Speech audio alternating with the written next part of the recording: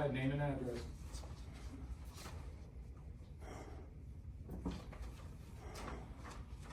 Hello, yes, my name is Pierce Brooks.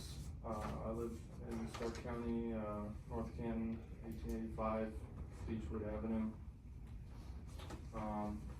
Been a couple people so far that have spoken about the utterly tragic, inhumane circumstances unfolding in the Middle East at the hands of Israeli soldiers in Gaza. And I'd just like to provide some statistics to reinforce those points.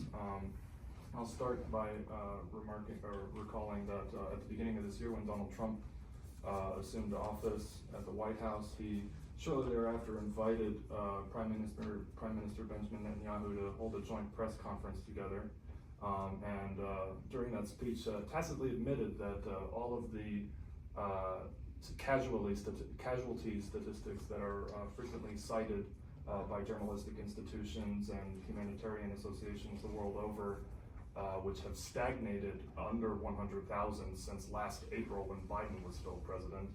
He tacitly admitted that those numbers are far in excess of what is recorded, precisely because the Israeli soldiers have been so diligent at murdering medical professionals in the Gaza Strip who are responsible for collecting those statistics. So he said on stage with Benjamin Netanyahu, to no challenge by the war criminal himself, that the Palestinian population before the genocide began was 2.2 million, and it is now hovering around 1.7 to 1.8. You can go and look that up. Trump's words confirm that. So for those among us who value his words for whatever they may be, that's an important thing to take into consideration. On a more personal, anecdotal level, I'd like to share that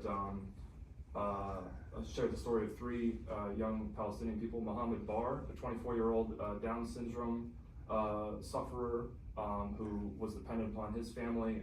His family was dragged out of their house that was being raided under suspicion of terrorism by the terrorists, the real terrorists themselves, the Israeli soldiers. They dragged his whole family out, held them at gunpoint, and then suck a dog, an attack dog, onto this gentleman with Down syndrome and let him bleed out following the mauling. That was on the 3rd of July in 2024.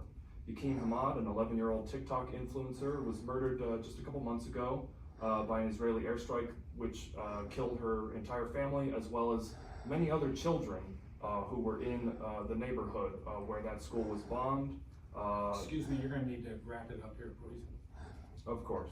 And finally, I'll just remark that if anybody is shocked by these details, they should look into the account of Hind Rajab, which is a very, very well-known account. She was 6 years old. She was killed on the 29th of January 2024, and along with the paramedics in the ambulance that came to rescue her by the Israeli tank that murdered all of them. Okay, thank you.